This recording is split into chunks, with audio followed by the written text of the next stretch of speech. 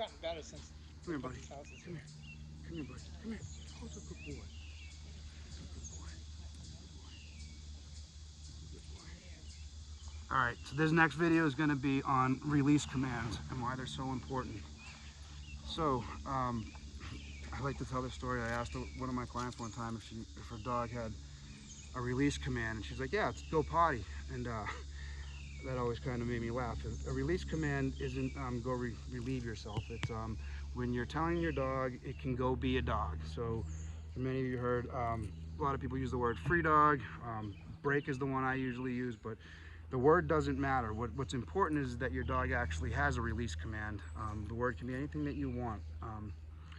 The reason it's so important is because this is how your dog differentiates when it's supposed to be in command and when it's allowed to go just be a dog and have fun. So when I say break to a dog, that's when I follow him on the leash and it gets to go and do whatever it wants to do, or we're done with our session and it can just go and play and whatnot. But when your dog has a strong release command, when you're giving your commands, especially like when you're out in public, and you have them in certain places, you just want the dog to chill out. You want to go to a cafe and just have your dog hang out with you. When you ask your dog to do a behavior, for me, when I say sit, down, place, whatever it is, I expect the dog to do that behavior until I give it its next command or its release command. So if I'm walking with a dog and I say sit, and the dog goes into a sit, I expect that dog to stay there until I say let's go. For me, that's just we're going to continue walking. Or I say break, and they're allowed to go do what they want to do.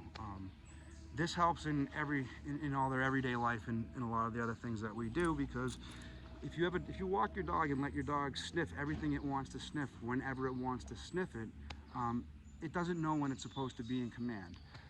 When you have a strong release command, your dog stops doing that because you said let's go, which is basically, for me, it's a heel command.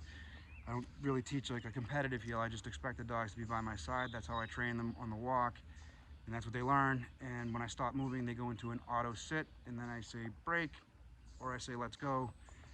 But the idea is that they stay in command until you give the next command or your release command. How I build that is I don't have a stay command. So when I ask a dog to sit, I just expect them to auto stay. So the way that's done, come here, buddy. Come here, buddy. Come here. All right. I ask Muggsy to sit. Okay, he goes into a sit. All right. So most of you put your dogs into sits, and then after 30 seconds, when this dog feels like doing what it wants to do, like this, you don't correct it.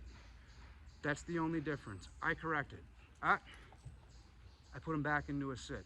So if he lays down, I'm cool with that. Most dogs, when you put them into a sit, if they default into a down, I talk a lot. So when I'm on walks and I put my dogs into a sit, they almost automatically, after a minute or two, not even a minute, probably 30 seconds with one of them, she just lays down. For me, that's what I was looking for, to be honest, altogether. Just, to be calm, to lay down. I could give her a down command, but I don't care. I just want her to sit. When you allow your dog to get up and break that sit and start mingling again, you're not really holding them accountable, and you're missing an opportunity to get to work on your release command. So the dog stops doing that stuff. Come here, buddy. Come here. Right. So I put him into a sit. Good boy. Right. Good. If I want to allow him to go and do what he wants to do, I would say, Muggsy, break. I would say, break. Come on, buddy. Come on. You can break. And now he's allowed to go and do whatever he wants to do. This dog has no idea what a release command is, so he doesn't know what to do. He's also a puppy, and we've been working with him a lot today. He's getting a little bit tired. I don't care if he goes into a down, but when I say break, he's not in command anymore. And that's the big deal here, is when you're walking your dogs or you're out in public and you ask them to do something and they don't do it.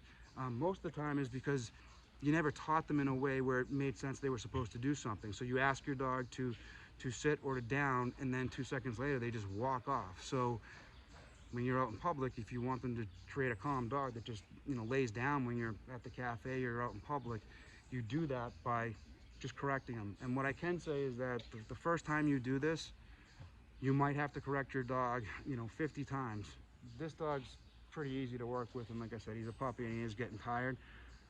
But if you correct the dog every single time it breaks that sit and put it back into the sit, the first time you try this, the next time it's gonna be like half that, and vice versa. With any of your commands, what I mean by that is if you hold them accountable and you start just working on that, come here, buddy, a lot of your bad behaviors just kind of go away, because they know when I say break, they can go do whatever they want to do. They can play. When we're on a walk and I say break, I follow them around. It doesn't happen on day one. It happens over, you know, time and reps. But if that's the protocol you do with your dogs, they stop doing a lot of the crappy behaviors you're trying to get rid of. So a release command is super, super, super important. I start teaching the release command with the place command. That's really where they learn it.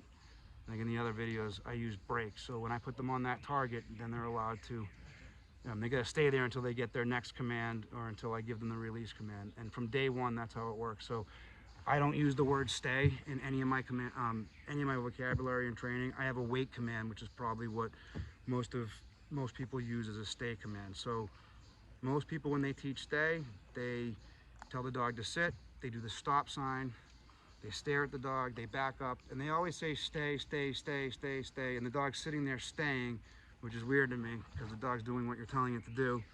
But what ends up happening is the dog sits there and vibrates, is because he's waiting for you to say, you know, come or whatever you're gonna say. So I just have a protocol where I just put you in a sit. I expect you to sit, and I expect you to just stay there. That's implied. It's automatic. So if this dog breaks the sit, I just go up, and I just put him back into a sit. And if he wants to lay down, that's cool too. I mean, nothing wrong with a dog that just wants to lay down and chill. That's what I try to teach all the dogs, is the nice, calm behavior. Get you rewards. All right? So use your release command. Start it with your place command in your house. Start teaching a solid release command. Then use your release command out on your walks.